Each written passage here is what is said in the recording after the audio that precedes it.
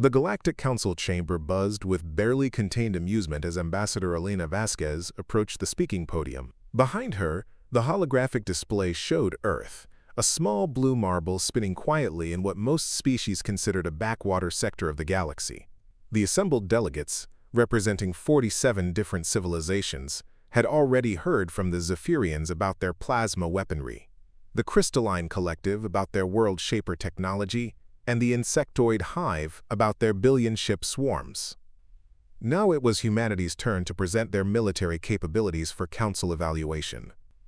"Esteemed colleagues," Elena began, her voice steady despite the subtle clicks, growls, and harmonic tones that constituted laughter among various species. "I stand before you today to discuss Earth's defensive capabilities and our contribution to the Galactic Defense Initiative." From the Altarian delegation came a sound like wind chimes in a gentle breeze, their equivalent of polite skepticism. The massive gorilloid representative, standing nearly 3 meters tall, made no effort to hide his rumbling chuckle. Even the normally diplomatic cetacean delegates exchanged what could only be described as knowing looks through their fluid-filled environmental suits. Elena understood their reaction. Humanity had been part of the Galactic Council for only 18 months, the newest and, by all appearances, most primitive member species. While other civilizations had been traveling between stars for millennia, humans had only recently developed faster-than-light travel. Where others commanded fleets numbering in the thousands, Earth's entire space navy consisted of 47 vessels.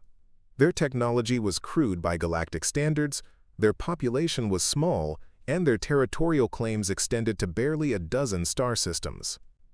"We appreciate Earth's enthusiasm," interrupted delegation leader Vexai of the Hegemony, his translator rendering his synthesized clicks into standard galactic.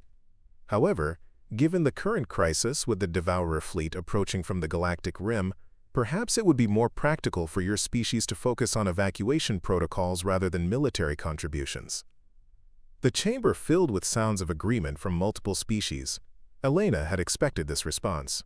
Every briefing from Earth's intelligence services had prepared her for the casual dismissal, the gentle condescension. The assumption that humanity's role in any galactic conflict would be to run and hide, while the real civilizations handled the fighting. "I understand your concerns," Elena replied, her hands remaining steady on the podium despite the slight tremor in her voice. "However, I believe you may be operating under certain misconceptions about human capabilities." The Zephyrian War Marshal Cathara leaned forward in his environmental suit, the plasma dancing around his form pulsing with what Elena recognized as amusement. "Young species, we have reviewed your technological assessments. Your fastest ships achieve 3.7 times light speed. Your most powerful weapons generate approximately 15 terajoules of destructive force. Your largest vessels displace fewer than 2 million tons. These are admirable achievements for a developing civilization. But," added the Crystalline Collective's harmonic voice, resonating through their living crystal matrix, "the Devourer fleet consists of organisms that measure their length in kilometers and their hunger in consumed star systems. Your entire military could not destroy a single Devourer scout." Elena nodded respectfully. "You're absolutely correct about our specifications as reported. However, those reports were incomplete." The chamber's ambient noise level dropped noticeably. Even species that didn't rely on auditory communication seemed to sense a shift in the conversation's tone. "I'm sorry," said delegation leader Vexai, his translator struggling with what sounded like confused chittering. "Did you say incomplete?" "Intentionally incomplete," Elena clarified. "For the past 18 months, humanity has been observing, learning, and, frankly, being consistently underestimated. Our scientists, military planners, and intelligence services have found this educational." She touched a control on her podium, and the holographic display changed from showing Earth to displaying what appeared to be detailed technical schematics of every major military system possessed by every species in the chamber. The reaction was immediate and dramatic. The gorilloid representative's rumbling changed from amusement to something much more serious. The cetacean delegates began rapid communication in their ultrasonic language. Several smaller species began agitated, chittering among themselves. "How did you acquire this information?" demanded War Marshal Kethera, his plasma field now cycling through colors that Elena's briefings had identified as indicating alarm. "We asked," Elena said simply. Over the past year and a half, every species in this chamber has eagerly shared technical specifications, tactical doctrines, and strategic capabilities with us. You were teaching the primitive humans about real military technology. You wanted to help us understand just how outclassed we were. The silence in the chamber was now complete. The thing about humans, Elena continued, is that we're exceptionally good at learning from our mistakes, but we're even better at learning from other people's advantages and figuring out how to counter them. She touched another control, and the display shifted to show a star map of human territory. Instead of the dozen systems that appeared in official galactic records, the map showed human presence extending across nearly 100 star systems. Our official territorial claims represent approximately 12% of our actual territorial presence. The remaining 88% has been established through what we call, quote, quiet expansion, a process that involves very careful movement, adaptive camouflage technology, and the advantage of being consistently underestimated. The Altarian delegate's wind chime voice carried a distinctly different tone now. That would suggest your population figures are also off by a factor of roughly 10, yes, Elena confirmed. Earth itself hosts about 8 billion humans as reported. However, our off-world colonies, manufacturing facilities, and military installations host an additional 70 billion people across those 100-star systems you didn't know we controlled. War Marshal Cathera's plasma field was now cycling rapidly through what Elena recognized as combat readiness colors.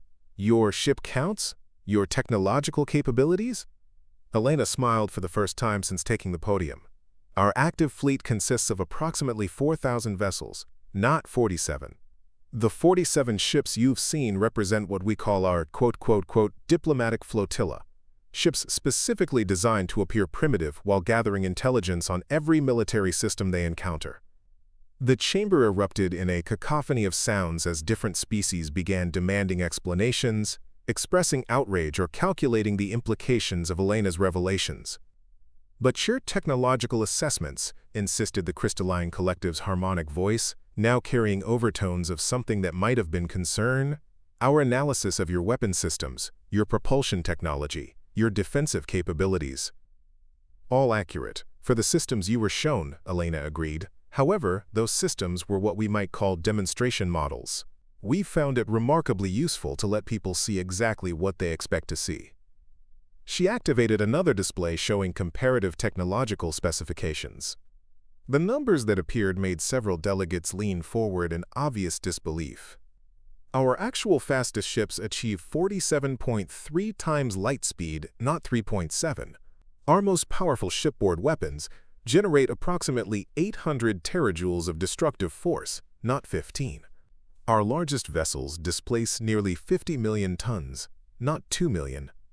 The gorilloid representative stood to his full imposing height, his massive frame radiating the aggressive posture that had intimidated countless species across the galaxy. If this is true, human, then you have been deceiving this council for over a year. Such deception could be considered an act of hostility. Elena's expression didn't change, but her voice carried a new undertone that somehow made the enormous gorilloid take a step backward. Ambassador Gorthak, with respect, humanity has deceived no one. We answered every question asked of us with complete accuracy. We provided every specification requested of us without omission. We shared every piece of information that was directly solicited. She paused, letting that sink in. The fact that no one asked the right questions or bothered to verify information that confirmed their preconceptions is not our responsibility. You saw what you expected to see, because you wanted to see it. Delegation leader Vexai's chittering had taken on an edge that Elena's briefings identified as barely controlled anger. Why reveal this now? Why end your deception at this moment? Because, Elena said, touching a final control that brought up real-time tactical displays, the Devourer fleet that you're all so concerned about dropped out of faster-than-light travel approximately 6 hours ago at the edge of human-controlled space. The chamber fell silent again, but this time the silence carried a weight of dawning understanding. They made the same mistake you all did, Elena continued. They assumed that humans would be easy prey. They assumed that our small territory and primitive technology made us the logical first target. They assumed that we would run or call for help or simply be consumed before we could mount any meaningful resistance. The tactical display zoomed in to show the Devourer fleet, massive biological ships that dwarfed anything in the known galaxy, moving in formation toward what appeared to be a lightly defended human colony world. What they found instead, Elena said, her voice now carrying a tone that made every delegate in the chamber pay absolute attention, was the Terran Defense Force's Third Fleet, which had been waiting in stealth position for approximately 4 months. The display updated in real time, showing energy signatures that made the crystalline collective's harmonic voice rise to frequencies that strained the chamber's translation systems. Weapons fire erupted across the tactical display with intensities that should have been impossible for human technology. The engagement began approximately 5 hours and 37 minutes ago, Elena reported with the calm precision of a military briefing. Current Devourer fleet status: 63% casualties, remainder in full retreat. Human casualties: 14 personnel injured, no fatalities, no vessels lost. War Marshal Cathara's plasma field had gone completely still, a state that Elena's briefings identified as total shock. That's impossible. The Devourer organisms are nearly indestructible. Their bioarmor regenerates faster than conventional weapons can damage it. Their neural networks adapt to any attack pattern within minutes. All accurate assessments, Elena agreed, which is why we didn't use conventional weapons or conventional attack patterns. She activated a new display showing weapon systems that made several delegates involuntarily move backward from the holographic projections. Humanity has a long history of warfare, Ambassador. We've been fighting each other for approximately 10,000 years, using everything from rocks and sticks to nuclear weapons and orbital bombardment platforms. We've learned to be very, very good at finding ways to kill things that are trying to kill us. The weapon specifications scrolled past, each system representing technological approaches that no other species had ever considered. Quantum disruptors that prevented molecular cohesion, temporal displacement fields that aged, targets decades in seconds. Biological warfare agents designed to corrupt genetic material. Neural scramblers that could drive organic minds into complete shutdown. But more importantly, Elena continued, we've learned that the best way to win a war is to make sure your enemy can't fight the kind of war they're prepared for.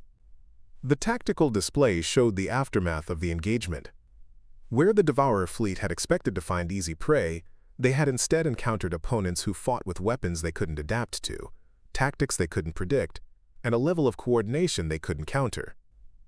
The Devourers have spent millennia consuming civilizations that fought them with energy weapons, kinetic weapons, and conventional military tactics. They've never encountered opponents who use psychological warfare, quantum-level attacks, and strategic deception as primary weapons. Delegation leader Vexhi's chittering had become barely audible. Your initial assessment reports, your technological surveys, your military capability statements were all part of a coordinated intelligence gathering and strategic deception operation that began the moment we joined this council, Elena confirmed. Every conversation, every technical exchange, every casual dismissal of human capabilities provided us with information about your military doctrines, technological capabilities, and tactical assumptions. She gestured toward the assembled delegates. You taught us how to defeat the Devourers by showing us exactly how every other species had failed to defeat them. The cetacean delegates were communicating in rapid bursts of ultrasonic that the chamber's translation systems couldn't keep up with. The smaller species were huddled in obvious distress. Even the imposing gorilloid representative seemed diminished by the implications of what he was hearing.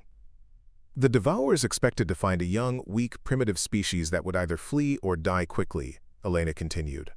Instead, they found themselves fighting an enemy that had spent over a year studying every possible approach to the problem they represented, developing countermeasures to every tactic they used, and preparing for exactly this engagement.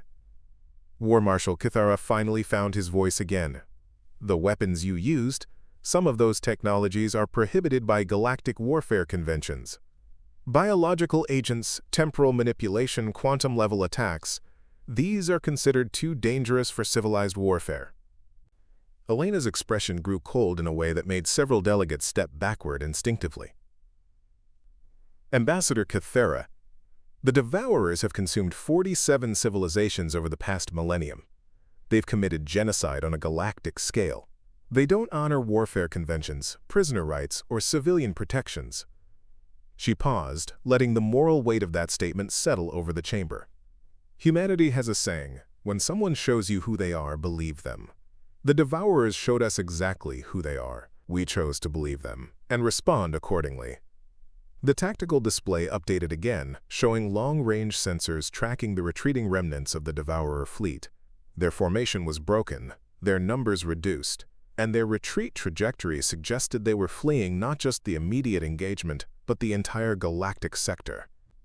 Current projections suggest the surviving Devourer organisms will not return to this galactic region for at least several decades, if ever, Elena reported.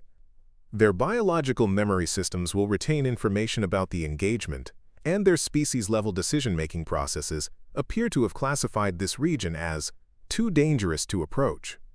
The silence in the chamber stretched for nearly a full minute before the crystalline collective's harmonic voice finally broke it. What happens now?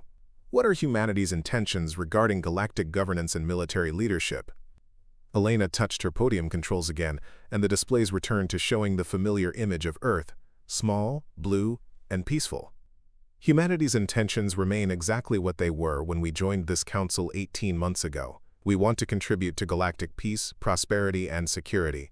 We want to trade, explore, and build relationships with other civilizations.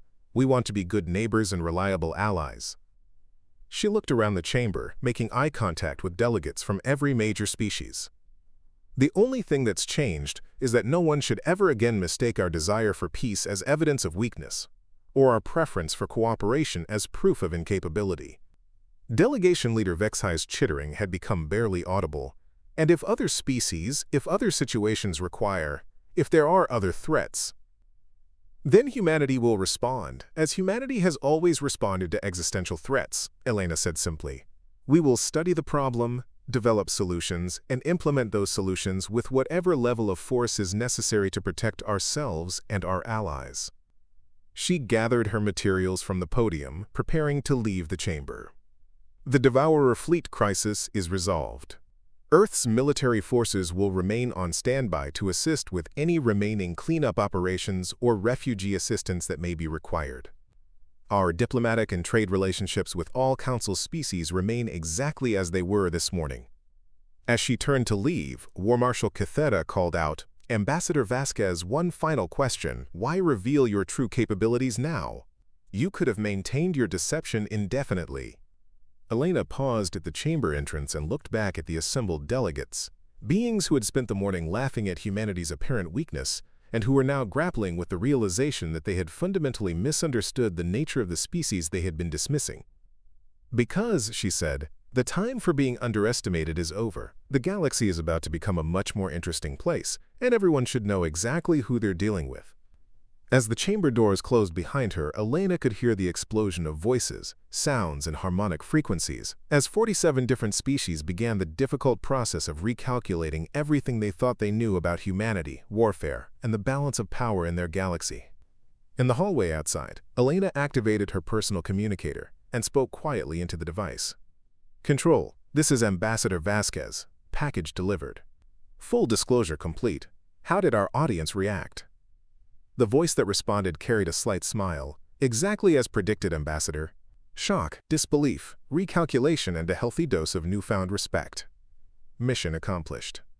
Elena smiled as she walked toward the transport that would take her back to the human embassy. The morning had started with laughter at humanity's expense.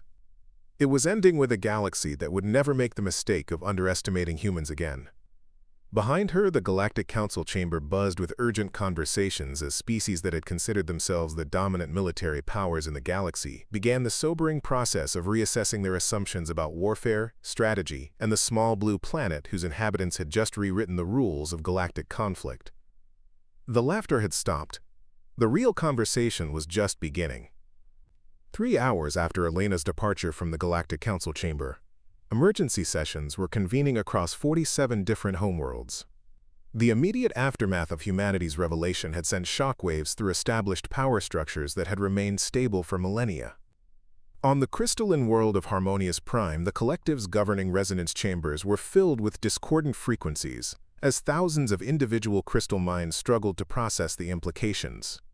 Their harmonic leader, Prime Resonance Athelmar, pulsed with colors that hadn't been seen since the last great galactic war. Analysis complete, the collective announced to their emergency council.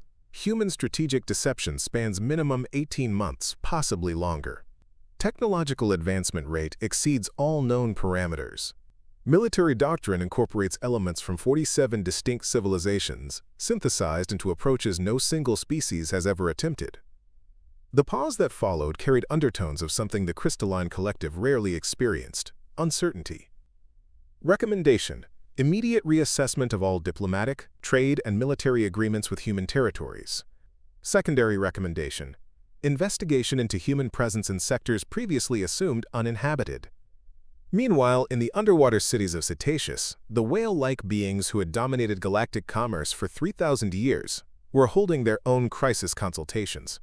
Fleet singer Melodious in Deep Currents addressed her pod council with the complex harmonic patterns that served as their highest form of communication. The trade implications alone reshape our understanding of galactic economics, she sang in frequencies that made the surrounding water itself vibrate with meaning. If human territorial claims are accurate, they control shipping routes we have been using for centuries without realizing we were traversing sovereign space. Her song carried undertones of grudging respect mixed with commercial calculation. Their merchant vessels we dismissed as primitive cargo haulers may have been conducting surveillance on our trade patterns, shipping schedules, and commercial vulnerabilities. A younger pod member's song interrupted with harmonics of alarm.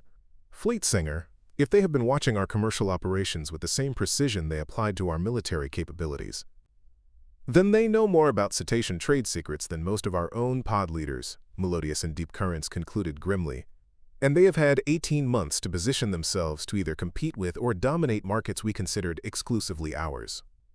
The Emergency Council's song grew increasingly complex as they grappled with the realization that humanity's primitive economy might be the most sophisticated intelligence-gathering operation in galactic history. On the war world of Gorilla Prime, the reaction was more direct and infinitely more physical. Ambassador Gorthak stood before the clan council, his massive frame radiating the kind of controlled aggression that had made the gorilloids the galaxy's most feared warrior species for 2 millennia. "They made fools of us," he rumbled, his voice carrying harmonics that rattled the stone walls of the council chamber. "For 18 months, we have been patting the humans on their heads like children, offering to protect them, sharing our combat techniques with them as if they were students." War Chief Braxthor, scarred from countless battles and standing even larger than Gorthak, leaned forward in his throne. "You said their weapons were primitive. You said their tactics were elementary. Their demonstrated weapons were primitive. Their observable tactics were elementary." Gorthak's frustration was evident in the way his massive hands clenched and unclenched. What they demonstrated and what they possessed were apparently completely different things. Braxthor's growl carried a note that made even other gorilloids step back slightly. "Show me the tactical analysis of their engagement with the Devourers." The holographic display that materialized showed the battle from multiple angles, with analysis provided by the gorilloid military's most experienced combat assessors. What they saw defied everything they understood about warfare.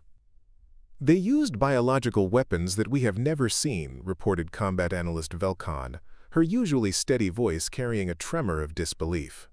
"Weapons that turned the Devourer's own regenerative capabilities against them. They deployed temporal distortion fields that aged Devourer bioships decades in seconds. They used quantum-level attacks that prevented molecular cohesion." War Chief Braxthor's expression grew darker with each revelation. "These are not weapons developed by a primitive species. These are weapons developed by a species that has been planning this specific engagement for how long? Based on the sophistication of their tactical coordination and the specificity of their weapons systems," Velkan replied, "our analysis suggests they have been preparing for Devourer engagement for minimum 5 years, possibly longer." The silence that followed was broken by Braxthor's slow, rumbling laugh, a sound that carried no humor whatsoever. 5 years. They have been planning to fight the Devourers for 5 years, which means they knew about the Devourer threat before they joined the Galactic Council, before they made contact with any of us. Gorthak's massive frame seemed to shrink slightly as the implications hit him. "They were never seeking our protection. They were studying us to learn how to protect themselves." "Worse," Braxthor corrected. They were studying us to learn how we had failed to protect ourselves. Back on Earth, in a conference room buried deep beneath the European Space Command headquarters, a very different meeting was taking place. Fleet Admiral Sarah Chin sat at the head of a table, surrounded by the architects of humanity's most successful strategic deception in history. Initial reactions are proceeding exactly as modeled, reported Dr. Marcus Webb, Director of Xenopsychological Analysis. The crystalline collective is experiencing analysis paralysis as they try to recalculate everything they think they know about us. The cetaceans are having commercial panic attacks as they realize their trade monopolies may be compromised. The gorilloids are going through what we might politely call a pride crisis. Admiral Chen nodded as she reviewed the reports streaming in from human intelligence assets throughout the galaxy. What about the smaller species? The ones who have been relying on the major powers for protection? Mixed reactions, replied Colonel Elena Vasquez, who had returned from her performance at the Galactic Council that morning. Some are expressing interest in establishing closer relationships with us. Others are wondering if they need protection from us now instead of from external threats. Dr. Webb pulled up a holographic display showing communication intercepts from across the galaxy. The Altarians are particularly interesting. Their delegation leader has been in continuous communication with their homeworld for 6 hours. Our translation algorithms are picking up frequency patterns we've never heard from them before. Panic? Asked Admiral Chen. Curiosity, Dr. Webb corrected. They seem to be excited by the implications of our technological capabilities. The Altarians have always been explorers and researchers first, warriors second. They're apparently fascinated by our approach to problem solving. Colonel Vasquez smiled slightly. Ambassador Chimera approached me after the session ended. She wants to arrange technical exchanges focused on our research methodologies rather than our weapons systems. That's promising. What about the hegemony? The mood in the room grew more serious. Delegation leader Vexhai represented a species that had built their entire political structure around being the galaxy's supreme analysts and strategists. Having their intelligence capabilities so thoroughly outmaneuvered by a primitive species was more than just embarrassing. It was existentially threatening to their identity. The hegemony is difficult to read right now, Dr. Webb admitted. Their communication patterns suggest they're conducting internal assessments of their own intelligence gathering and analysis capabilities. They may be questioning fundamental assumptions about their methods. Admiral Chen leaned back in her chair, considering the reports. How long before they start asking the right questions? About our actual preparedness timeline, our intelligence sources, our long-term strategic goals? Dr. Webb checked his analysis models. The crystalline collective will probably figure it out first. Their distributed intelligence gives them processing advantages. Best estimate, 72 hours before someone starts asking how long we've really been planning this. Colonel Vasquez raised an eyebrow. And when they do start asking those questions? Admiral Chen's expression grew serious. Then we moved to Phase 2. The room fell silent as the implications of that statement settled over the assembled officers and analysts. Phase 2 had been planned from the very beginning, but implementing it would fundamentally alter humanity's relationship with every other species in the galaxy. Are we certain we're ready for that level of revelation? Asked Dr. Webb. Phase 2 disclosure will make this morning's announcement look like a minor technical clarification. The question isn't whether we're ready, Admiral Chen replied. The question is whether they're ready, and based on this morning's reactions, I think we have our answer. She activated a secure communication link that connected her to similar conference rooms on 12 different human worlds, plus the command centers of 4 deep space fleets that officially didn't exist. This is Admiral Chen, authorizing transition to Phase 2 readiness. All commands are to prepare for full disclosure protocols. Timeline, 72 hours from my mark. The responses came back immediately from across human space, each confirmation representing capabilities that would reshape the galaxy's understanding of what humanity had accomplished during their brief period of supposed isolation and primitive development. As the conference room emptied, Dr. Webb remained behind with Admiral Chen, reviewing psychological profiles of every major galactic leader. You know, he said quietly, when we started this operation, the goal was simply to ensure humanity's survival in a galaxy full of more advanced civilizations. Admiral Chen nodded. And now? Now we're about to reveal that we may be the most advanced civilization the galaxy has ever seen. The responsibility that comes with that, it's staggering. The responsibility was always there, Marcus. The only thing that's changing is who knows about it. 72 hours later, as predicted, the questions began. It started with the Crystalline Collective, whose distributed analysis capabilities had been working continuously since Elena's revelation. Prime Residence Athelmar requested an emergency communication session with Earth's leadership, and the harmonic frequencies that accompanied the request carried undertones that human analysts recognized as barely controlled urgency. The communication session was held in the same conference room where Admiral Chen had authorized Phase 2 preparations. The holographic projection of the crystalline leader filled the space with shifting colors and geometric patterns that served as their equivalent of facial expressions. Admiral Chen, the translated voice, carried harmonic overtones of deep concern. Our analysis of your species' demonstrated capabilities has led to calculations that we must verify. The technological advancement rate required to achieve your demonstrated military systems, given your reported timeline for space travel development, exceeds any known parameters for technological evolution. Admiral Chen had been expecting this question. Prime Residence Athelmar, could you be more specific about your concerns? The quantum disruption weapons you deployed against the Devourers require theoretical physics understanding that typically takes civilizations centuries to develop after achieving faster-than-light travel. Your species has possessed FTL capability for less than 2 of your planetary years. The pause that followed was filled with shifting colors that human analysts had learned to recognize as intense curiosity mixed with growing suspicion. Unless, the crystalline leader continued, your FTL development timeline is as incomplete as your military capability reports prove to be. Admiral Chen exchanged a glance with Dr. Webb, who nodded almost imperceptibly. Phase 2 authorization. Prime Residence Athelmar, you are correct that our timeline for FTL development has been simplified for easier understanding. Would you like the complete timeline? Yes. Admiral Chen activated a holographic display that showed Earth's actual technological development over the past several decades. The information that appeared made the crystalline leader's projection flicker with what human analysts recognized as shock. Humanity achieved faster-than-light travel 47 years ago, not 2 years ago. We achieved practical quantum manipulation 31 years ago. We developed temporal distortion technology 26 years ago. We achieved true artificial intelligence integration 18 years ago. The crystalline leader's colors shifted through patterns that the translation system struggled to interpret. When the response finally came, it carried harmonics that conveyed a mixture of awe and something approaching fear. But your contact with galactic civilization, your request to join the Galactic Council, if you possess these capabilities for decades, why did you remain isolated? Why seek membership in existing governmental structures rather than establishing your own? Admiral Chen's expression grew serious. Because we were watching, learning, trying to understand what kind of galaxy we were entering and what our role should be within it. Watching for how long? Prime Resonance, humanity has been observing galactic civilization for 93 years. The silence that followed was so complete that the communication system registered it as a potential connection failure. When the crystalline leader finally responded, the harmonic patterns were unlike anything in the translation database.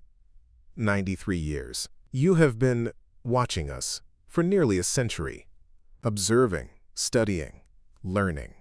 We needed to understand the nature of galactic civilization before revealing our presence. The history of species integration suggested that premature contact often led to subjugation, exploitation, or destruction of the developing species. But you were not a developing species. You were already— What are you? Admiral Chen paused, recognizing that her next words would change everything, not just for humanity, but for every species in the galaxy. Prime Residence Athelmar, humanity is approximately 400 years more technologically advanced than any other known galactic civilization. We have been using that advantage to study, understand, and evaluate galactic society while determining how best to integrate without disrupting existing social and political structures. The communication channel remained silent for nearly 5 minutes. When the crystalline leader finally responded, the harmonic patterns were completely unlike anything in their previous communications. You have been protecting us. In a sense, yes. Our capabilities could have allowed us to dominate galactic civilization at any point over the past century. Instead, we chose to remain hidden while learning whether galactic society was worth preserving and protecting. And your conclusion? Admiral Chen smiled slightly. We joined the Galactic Council 18 months ago. The implications of that statement settled over the communication like a weight. The Crystalline Collective's greatest fear had always been the emergence of a species so advanced that they could dominate or destroy existing civilization. Their greatest hope had been the emergence of a species so advanced that they could protect and guide existing civilization. Humanity, it seemed, had chosen to be the latter. The Devourer engagement, the crystalline leaders said, understanding dawning in harmonic frequencies that carried something resembling wonder, was not you defending yourselves. It was you defending all of us. The Devourers represented an existential threat to galactic civilization. Allowing them to succeed would have meant the destruction of societies and cultures that we have spent a century learning to value and appreciate. How many other threats have you addressed without our knowledge? Admiral Chen's expression grew darker. 17 major extinction-level threats over the past 43 years. The Devourers were simply the first that reached a scale requiring overt intervention. The silence that followed was broken by a harmonic pattern that the translation system identified as the crystalline equivalent of stunned amazement. 17. You have been protecting galactic civilization for decades, and we never knew. Protection was always the goal. Recognition was never necessary. The communication continued for another hour, with the crystalline leader asking increasingly detailed questions about humanity's capabilities, intentions, and long-term plans. By the end of the session, both species had agreed to much deeper levels of cooperation and information sharing. Similar conversations took place over the following weeks with every major galactic power. Each revealed more details about humanity's true history, capabilities, and role in galactic affairs. The picture that emerged was staggering in its implications. Humanity hadn't joined galactic civilization as a junior partner seeking protection and guidance.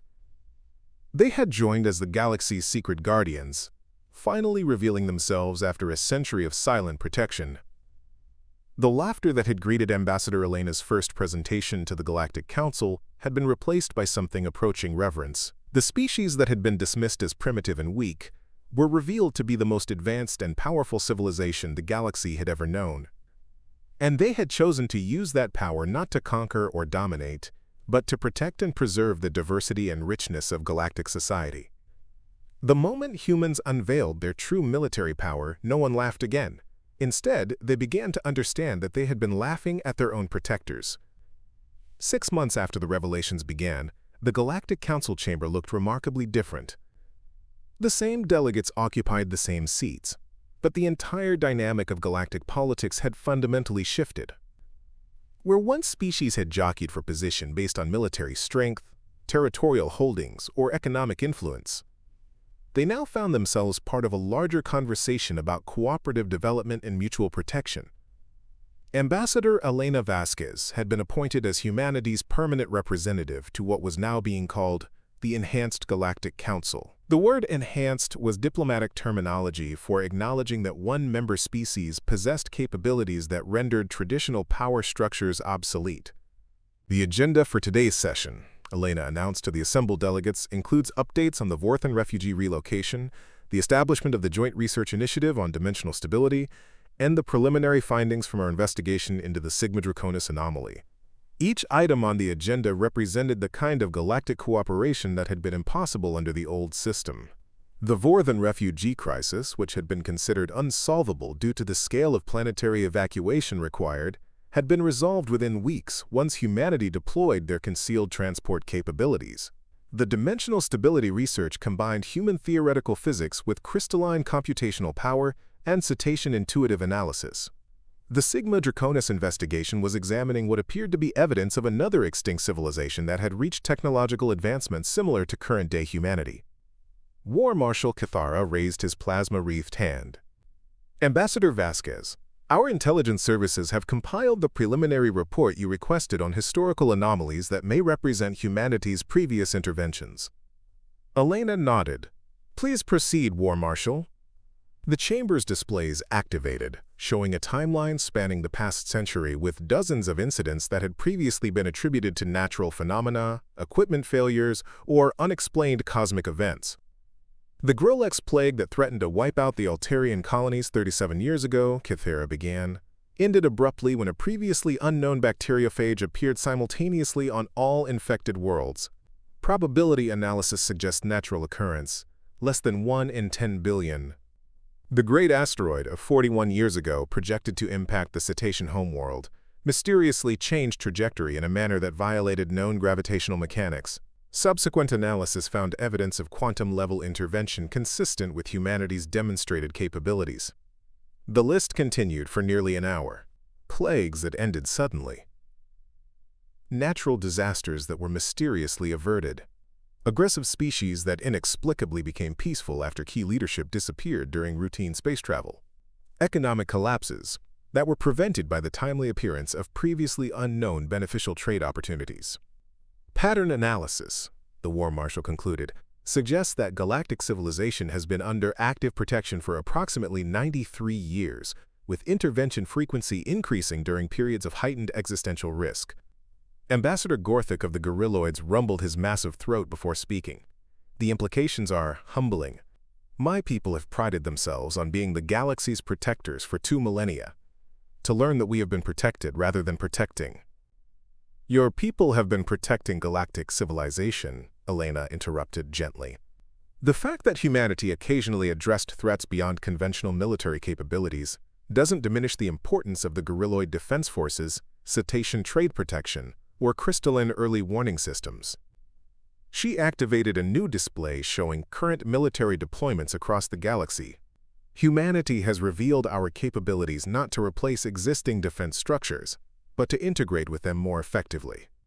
Prime Resonance Athelmar's harmonic voice filled the chamber with frequencies that conveyed deep thoughtfulness. The philosophical implications concern us, Ambassador Vasquez. If humanity possessed the capability to guide galactic development for a century, why allow civilizations to make mistakes? Why permit wars, economic failures, and social problems that you could have prevented? Elena had been expecting this question, and her answer had been carefully considered by Earth's best philosophers, ethicists, and xenopsychologists. Because, she said, growth requires struggle, learning requires mistakes, independence requires the freedom to make wrong choices. If humanity had simply imposed our solutions on galactic civilization, we would have created a galaxy of dependent species rather than independent civilizations. But you did intervene to prevent extinctions, pointed out Delegation Leader Vexhai. We prevented extinctions. We did not prevent smaller failures, conflicts, or challenges that civilizations could overcome themselves. The line between necessary intervention and harmful interference has been carefully maintained. Dr. Webb, now serving as humanity's Director of Galactic Integration, joined the session via holographic link from Earth. The Galactic Council requested our analysis of future threat assessments. Our findings suggest that the galaxy is entering a period of unprecedented stability and growth potential. The displays shifted to show projections extending centuries into the future. Instead of the cycles of conflict, expansion, and collapse that had characterized galactic history, the models showed sustained development, technological advancement, and cultural flowering. The combination of humanity's protective capabilities with the diverse strengths of existing civilizations creates synergies that benefit all species, Dr. Webb explained. Crystalline analysis capabilities, cetacean intuitive understanding, gorilloid military traditions, Altarian exploration drive, hegemony strategic thinking. When combined with human technological advancement and guided by shared values of cooperation rather than domination, the possibilities are extraordinary. Delegation Leader Vexhai's chittering carried tones of cautious optimism. And humanity's long-term intentions. Will you continue this protective role indefinitely? Elena smiled.